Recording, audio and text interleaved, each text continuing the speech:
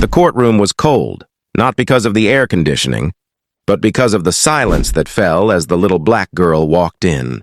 She looked no older than 16, her hands trembling as she clutched a worn-out folder against her chest. Her father, a middle-aged man in handcuffs, sat behind her with tired eyes and a heart full of shame.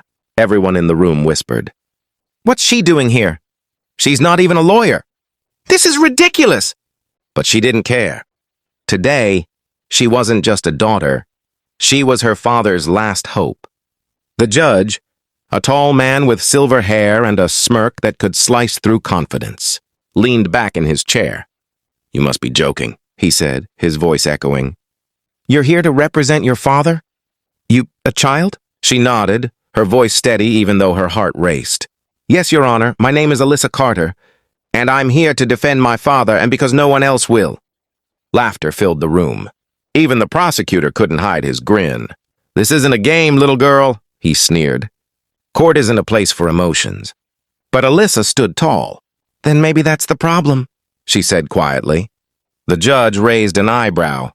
"Oh, really? You think you can do better than trained lawyers? You think you can change the law?" Her eyes met his. "I don't want to change the law," she said. "I just want it to work the way it's supposed to." That line hit harder than anyone expected. The courtroom fell silent again. Alyssa opened her folder, pages filled with handwritten notes, photos, and letters. She had spent nights studying her father's case, sleeping on the courthouse steps just to get a chance to be heard. Her father, James Carter, had been accused of stealing from a company he'd worked for 20 years. But Alyssa knew the truth. He'd been framed by the company's owner after refusing to take part in something illegal. "Your Honor," she began, "my father isn't a thief. He's a man who believed in honesty. The real thief is sitting in this courtroom, smiling, pretending to be innocent." Gasps filled the room. The prosecutor stood up immediately. "Objection! She's making baseless accusations!" The judge smirked again. "Overruled, and for now," he said. "Let's see what the little lawyer has to say." Alyssa walked toward the evidence table, her small hands placing a series of photos one by one. "These documents were taken from the trash, outside the company's office," she said. "They show signatures and payments made to fake accounts. The same accounts the company claimed my father created." The crowd started murmuring. "Impossible," the prosecutor said. "Those could be forged." Alyssa smiled softly. "Then maybe you should explain why those documents have your handwriting on them." The courtroom exploded in shock. The judge's smirk faded instantly. "Order! Order in the court!" he shouted, slamming his gavel. Alyssa took a deep breath. Her father's eyes were wide with disbelief. For the first time in months, he looked hopeful. "Your Honor," she said, "I'm not asking for mercy. I'm asking for truth. I may be young, but I know right from wrong. And what's happening here is wrong." The judge stared at her, half amused, half curious. "You think your words can save him?" "No," Alyssa replied. "But the truth can." And with that, she dropped one last piece of evidence on the table, a recorded voice memo. The judge tilted his head. "What is that?" Alyssa pressed play. The room filled with the sound of the company owner's voice, bragging about framing James Carter to protect himself. Gasps echoed. The prosecutor froze. The judge's jaw tightened. For the first time, he didn't look amused. He looked nervous. Alyssa turned to the jury. "You can laugh at me. You can mock me, but you can't ignore the truth. My dad taught me that the law protects everyone, even people like us." The camera zooms in on her determined face, her voice trembling but powerful. "And today I'm going to prove it." The courtroom was full. Reporters, locals, even law students had come just to see the girl who dared to challenge a judge. The sound of whispering filled the air until the bailiff shouted for silence. Then the big wooden doors opened, and Judge Wallace walked in, the same man who had mocked Maya only a week ago. Maya sat quietly beside her father, James Johnson. He looked exhausted, his hands shaking slightly as the chains rattled. He leaned toward his daughter and whispered, "You don't have to do this, baby." But Maya looked up at him with determined eyes. "You've spent your whole life protecting me," she said softly. "Now it's my turn." When the judge took his seat, he smirked. "Miss Johnson," he said in a sarcastic tone, "ready to play lawyer again?" The courtroom laughed. Maya didn't. She stood up, holding a thick folder in her hands. Her heart was beating fast, but she refused to show fear. "Your Honor," she said clearly, "I'm not here to play anything.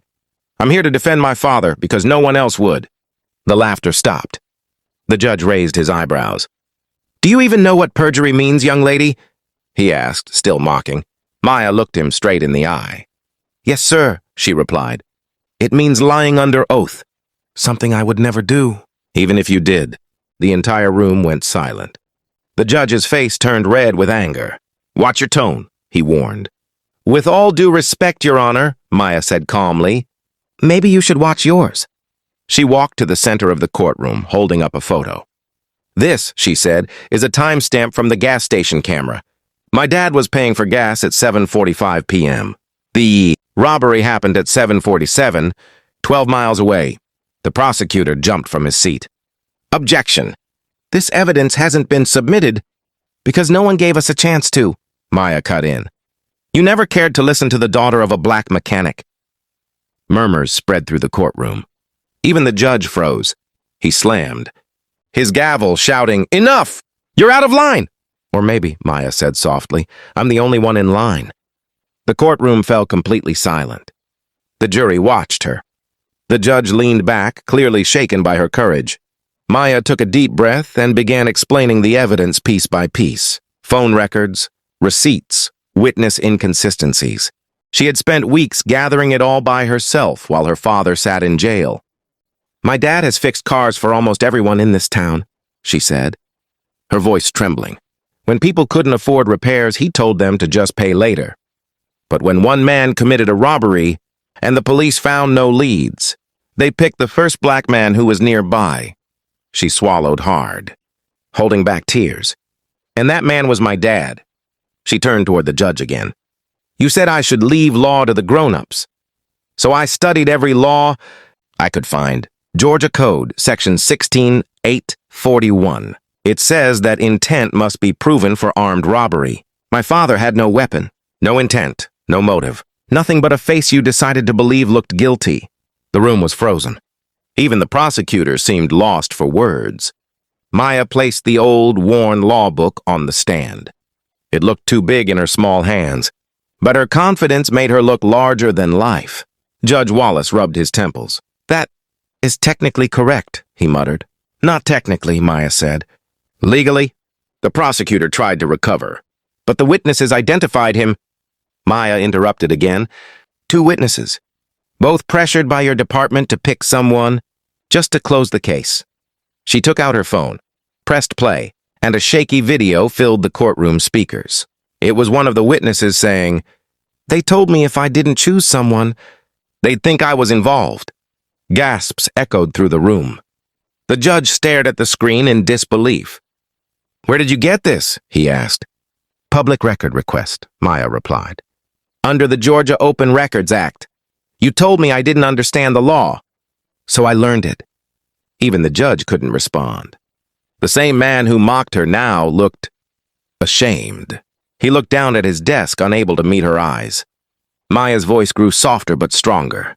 "You say justice is blind, but sometimes justice just refuses to look." Her father looked at her, tears in his eyes. He whispered, "You're incredible, baby." Maya smiled faintly. "I'm just telling the truth, Dad."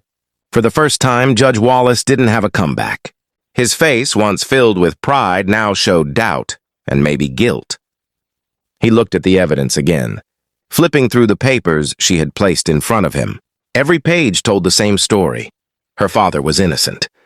The courtroom was silent for almost a full minute before he finally spoke. "This changes a lot," he said quietly. "Court will recess for 1 hour while I review the new evidence." Maya sat down, her knees weak, her hands trembling from the adrenaline. Her father leaned toward her. "You did what no one else could," he said. She smiled tiredly. "I just showed them what you taught me. Never back down when you know you're right." Reporters whispered to one another, cameras flashing again. One journalist said under his breath, "That girl just turned the whole case upside down." As the judge walked out, Maya looked around the courtroom, the same place that once laughed at her, now completely silent, watching her with respect. For the first time, she felt hope. Real hope. She turned to her father and whispered, "They laughed at me for standing up. But they'll remember me for never sitting down." The bailiff escorted her father back to holding for the break. As he passed her, he smiled and mouthed, "You already won." Maya sat alone at the defense table, staring at the empty judge's seat. She didn't know what the final verdict would be, but she knew one thing: this was far from over. She had exposed the truth, and now the entire court would have to face it. When she finally walked out of the courtroom into the hallway, people she didn't even know were clapping. Someone shouted, "You're the reason justice might actually mean something again." But Maya didn't stop to celebrate. She just whispered under her breath, "Not until Dad's free." She sat on the cold bench outside the courtroom, her law book still in her hands, waiting for the next round. She wasn't afraid anymore, because now she knew. She wasn't just defending her father. She was changing the system that had broken him. When the final day of the trial arrived, the courtroom was completely packed. People from all over came just to see what the young girl Maya Brooks would do next. She had already shocked everyone once, but today felt different, heavier, more serious. The judge, Robert Whitaker, sat silently behind his desk. The same man who had laughed at her weeks ago now looked nervous. He knew this case had changed everything. Maya stood up, holding a few papers in her trembling hands. Her father, David Brooks, sat beside her, his face filled with quiet hope. She took a deep breath and began to speak. Her voice was clear, steady, and filled with emotion. She told the court that she finally had the proof everyone had ignored, the evidence that showed her father had been framed. She explained how she found an old flash drive hidden in a storage box that once belonged to her dad's co-worker. Inside that drive were messages and bank statements proving that the prosecutor, Mr. Dalton, had been paid by a businessman to accuse her father falsely. Every single document had timestamps, signatures, and transfers that matched the days of the supposed crime. Maya handed the documents to the clerk, and the judge leaned forward, reading each page slowly. The room was silent. Everyone could hear the sound of paper turning. When the judge finally looked up, his face had completely changed. The prosecutor tried to interrupt, shouting that it was fake evidence, but Maya stood her ground. She said quietly, "You called me a child who doesn't understand the law. But I understand truth, and truth doesn't need permission to be seen." Her words hit the room like a wave. People started whispering. The prosecutor sat down, sweating. Maya then explained how her father had refused the bribe, and when he wouldn't play along, they made him a target. She connected every piece, every move, every false report, and by the time she was done, no one had a single doubt left. The judge stayed quiet for a long moment. Then he finally spoke, his voice softer than before. He said he had made a mistake. He said he had been unfair. He looked at Maya's father and declared him not guilty. Maya closed her eyes, holding back tears. Her father hugged her tightly, whispering, "You did it, sweetheart. You brought me home." When they walked out of the courthouse, reporters surrounded them, shouting questions, but Maya didn't care. She wasn't looking for fame or credit. She only wanted people to know that standing up for what's right is never wrong, no matter how hard it gets. Weeks later, the prosecutor was removed from his position, and every person involved in the false case was investigated. The story went viral across the country. People called Maya the girl who beat the system, but she never let it change her.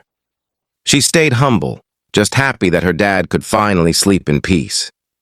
Months later, she started law school. When she visited the courthouse again, Judge Whitaker met her at the entrance. He looked healthier, grateful, and calm. He told her that she had not only freed her father, but had also reminded him why justice mattered. Maya smiled and told him, "Justice isn't about power. It's about doing what's right even when no one's watching." The judge nodded, and for the first time, the man who once mocked her gave her a genuine smile. Maya walked away, proud but peaceful, and as she looked up at the courthouse one last time, she whispered to herself, "Dad's free, truth won," and that's all that ever mattered. If you're listening to this story right now, remember, it doesn't take age, money, or power to change the world. It takes courage. So never stop believing in what's right, Because your truth might be the one that sets someone free.